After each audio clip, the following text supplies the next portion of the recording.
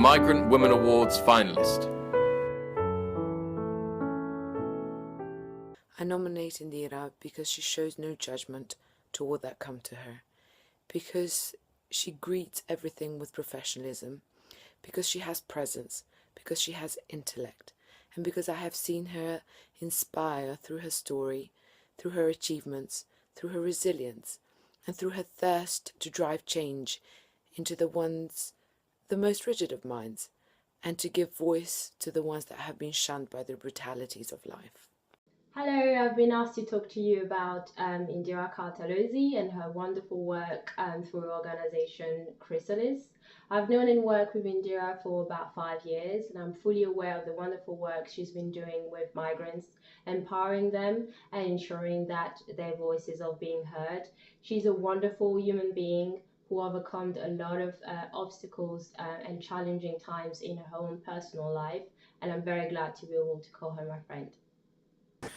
Well, I've known Indira for a number of years, both as a partner in life and in work, and she really inspires me.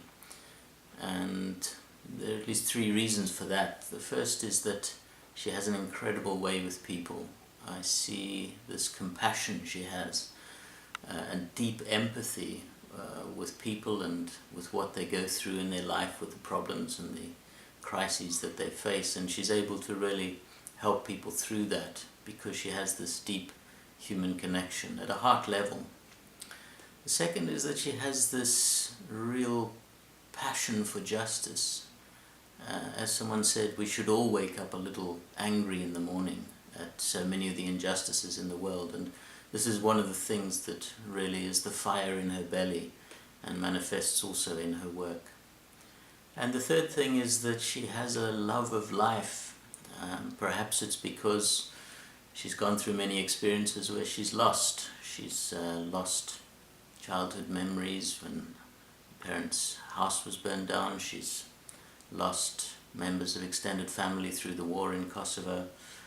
She nearly lost her son who had problems with his heart. And it's because of this sense of how precious life is that she's able to celebrate life. And she brings that to her work, she brings that to her relationships, and as a result it's hardly surprising that she's inspiring to me and inspiring to many others, especially to migrants and to women in leadership. So I think she really deserves this award, and I'm really, really proud of her and lucky to be a part of her life and to be able to work with her. I come from Kosovo originally, and at the time of my student years there was oppression from Serbian government. The situation was quite difficult, the universities shut. I was part of the protest and this rebellion against the regime. At the time I also had my son, my first son, and I decided that was not a place that I wanted to raise him. It wasn't safe for myself, it wasn't safe for him. Kosovo and entering UK, although I was familiar with the country and the system and I could speak the language, it was quite difficult. Seeking asylum is not an easy process. First of all, although you come with all this wealth, experience and knowledge, you are almost like stripped all of that. You're stripped of identity. So life in the UK becomes so tough for migrant people, specifically if there are asylum seekers and refugees, because you have to rebuild all of that, rebuild confidence, rebuild experience, and start from zero. I was a pediatric nurse back home, and when I came here those qualifications were not accepted. Because my English was quite good, I started in the area of interpreting, translations. Same at the time we had an influx of people leaving Kosovo. So I became involved with through translations to advise work, and later I was working for a homeless charity, again continuing with refugees. I think my own personal experience has helped me a lot because I could relate to the experiences that refugees have and bring with them, and the difficulties and the challenges that they have. I think one of the biggest challenges is the not being able to work, not being able to participate in the labor market, or if they have any experience, or if they have degrees that are not accepted, then having to do very low skilled jobs, which is not paid well.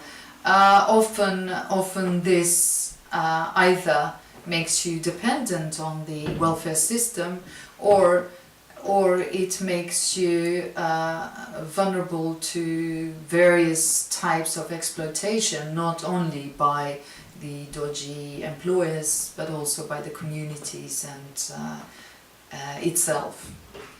I set up Chrysalis Family Futures as a social enterprise. One, it was because I was becoming frustrated at the system and how the system supports the vulnerable families and complex needs families.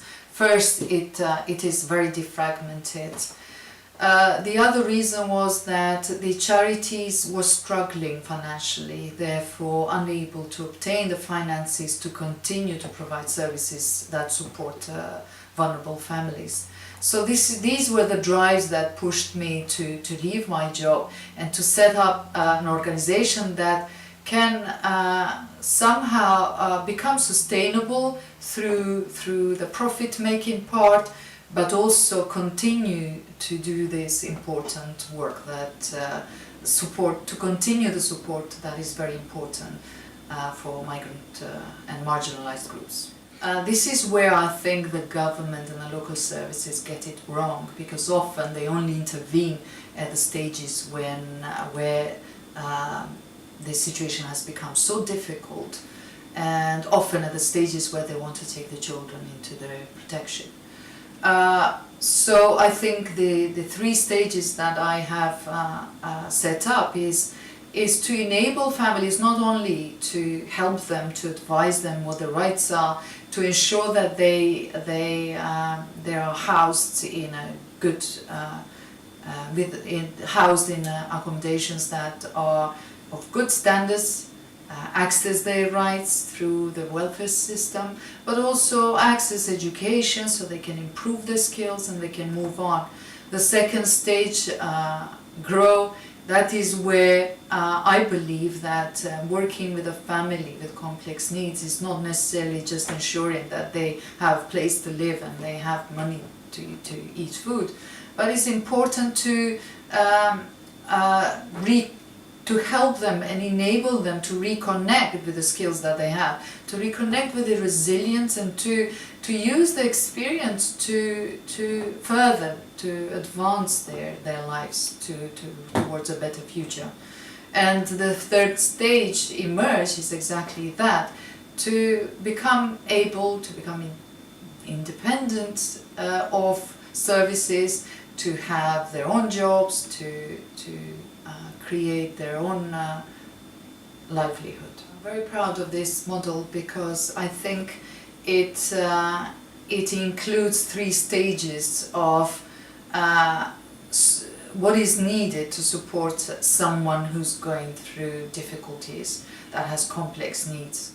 My personal experience is that I have worked with a lot of migrant women, and often with women who has had quite difficult experiences being a migrant, including myself, and that is what drives the passion to become a leader in the community, to want to change things. And I think it's very important that we understand that these women can change the situation, can change the world, and should be supported. I think the message that I would like to give is to think about their own experiences, to think of the experiences in a positive way rather than negative. I understand that it can be really difficult and we can easily become hostile towards the host environment and start blaming one another. But I think it's important that apart from finding yourself and your identity and finding your home, because that's the journey that every migrant goes through, the transformation to find where they belong.